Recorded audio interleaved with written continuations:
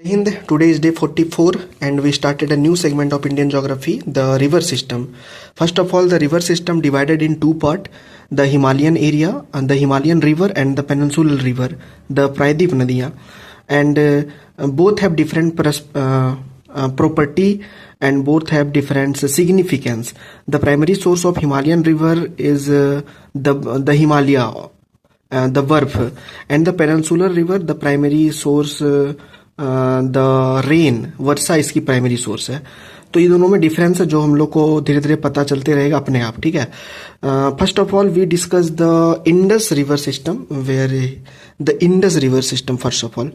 तो सबसे पहले ये जो है यहाँ पर ये देखते हैं, यहाँ पे ज़्यादा समझ में आएगा. ये मानसरोवर के पास से इंडस जो है रिवर निकलती है और वहीं पर से सतलज नदी भी निकलती है राकस झील से.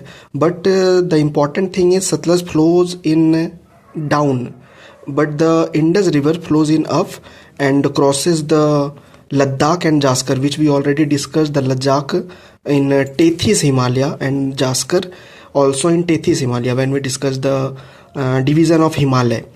So Indus River crosses the two Ladakh and Jaskar and then cross in Pakistan. ये इंडस के बाद नीचे, इंडस के नीचे वो झेलम फ्लो करती है, झेलम के नीचे चेनाब और चेनाब के रावी, चेनाब के बाद रावी एंड देन व्यास. और व्यास ये याद रखना है कि व्यास उद्गम भी इंडिया में होता है और इसका जो मर्ज होता है वो सतलज नदी में मर्ज होती है जो इंडिया में ही होती है. तो व्यास इंडिया से ही निकलता है और इंडिया में ही ख़त्म हो जाती है.